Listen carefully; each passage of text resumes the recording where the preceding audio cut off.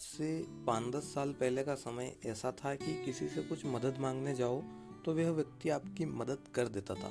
परंतु धीरे धीरे समय के साथ परिवर्तन होता गया और क्या हुआ कि अगर हम किसी के पास मदद मांगने जाते हैं तो वह आपको ऐसा समझते हैं कि यह व्यक्ति काफ़ी बेबस और लाचार है और हमारे पास मदद मांगने के लिए आया है, तो वह हमारे ऊपर एहसान जताने की कोशिश करते हैं। इसलिए आज के वीडियो का टॉपिक यही है कि लोगों से मदद मांगे या नहीं मांगे। तो फटाफट के अंदाज में वीडियो शुरू करते हैं।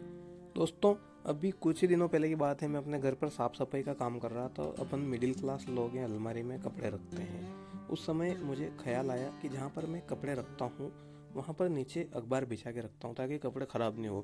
तो अखबार काफ़ी जो है पुराना हो गया है, तो मैंने सोचा कि किसी से पुराना अखबार मांग कर ले आते हैं और वहाँ पर बिछा देते हैं। तो मैं अपने पड़ोसी के पास अखबार मांगने गया कि भाई साहब मुझे पुराना अखबार दे दो, मेरे यहाँ अखबार नहीं आता है, मुझे कपड़े रखने के लिए नीचे बिछाना है। तो वह व्यक्ति ऐसा मुंह बनाता है जैसे मैंने उसकी प्रॉपर्टी मांग ली हो। तो अब आप लोगों से मदद मांगने अगर जाओगे तो वह ऐसा समझते हैं कि उनको कोई बड़ा भारी काम दे दिया गया है और उस काम के बोझ तले वो दब जाएंगे। तो इसलिए कहता हूँ कि जहाँ तक हो सके वहाँ तक स्वयं का काम स्वयं करना सीखो। जहाँ तक हो सके स्वावलंबी बनने की कोशिश करो, आत्मनिर्भर बनने की कोशिश करो।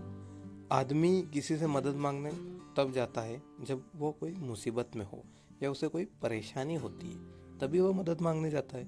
या अगर उसकी कोई मजबूरी होती है तभी जाता है। अगर लोगों को पता चल जाता है कि इसकी ये मजबूरी है तो वह उसकी मजबूरी का नाजायज फ़ायदा उठाना शुरू कर देते हैं। इसलिए मैं कहता हूँ कि अपनी मजबूरियाँ कभी किसी को नहीं बताना है, चाहे कितनी भी समस्या क्यों न हो। अपनी मजबूरियां कभी किसी के सामने शेयर नहीं करना है। अगर आप आपकी मजबूरियां लोगों को बताने लग जाओगे तो वह आपका फ़ायदा निश्चित रूप से उठाएंगे ही उठाएंगे। मुसीबत में पड़कर देखना, आपको अपने और परायों की पहचान अपने आप ही हो जाएगी। अगर मुसीबत में आपके साथ कोई खड़ा है तो समझ लेना कि वह आपका अपना है। मैंने प्रत्यक्ष रूप से अपनी आंखों से देखा है कि मुसीबत के समय लोग सिर्फ तमाशा देखते हैं और मज़े लेते हैं। कोई किसी की मदद नहीं करता है और अगर मदद करता भी है तो 10 बार गिनाता है।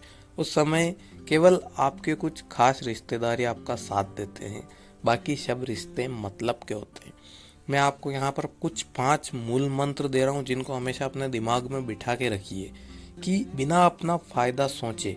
पहला मूल मंत्र याद रखिए कि बिना अपना फ़ायदा सोचे दूसरों की मदद करना सीखिए। चाहे लोग आपकी मदद करें या ना करें, लेकिन आप दूसरों की मदद ज़रूर कीजिए।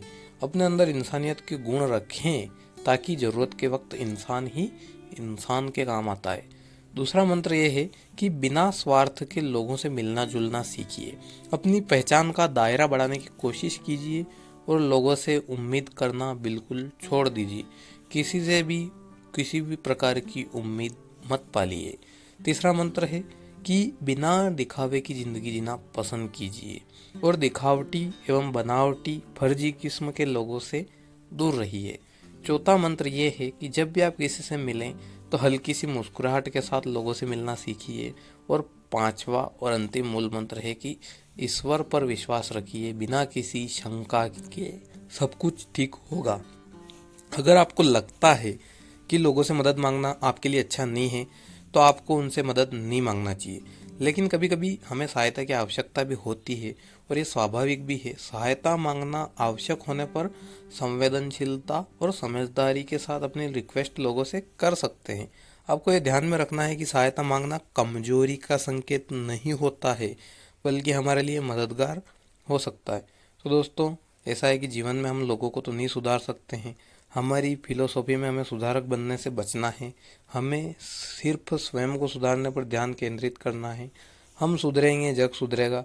इसी आशा उम्मीद के साथ मैं आपसे छोटी सी रिक्वेस्ट कर रहा हूँ कि अगर आपने अभी तक वीडियो को लाइक नहीं किया है तो लाइक कीजिए, चैनल को सब्सक्राइब कीजिए। अगर वीडियो को लाइक नहीं किया है तो लाइक कीजिए, ज़्यादा से ज़्यादा शेयर कीजिए। मिलते हैं हम फिर किसी और वीडियो में किसी और टॉपिक के साथ। तब तक के लिए जय हिंद, जय भारत।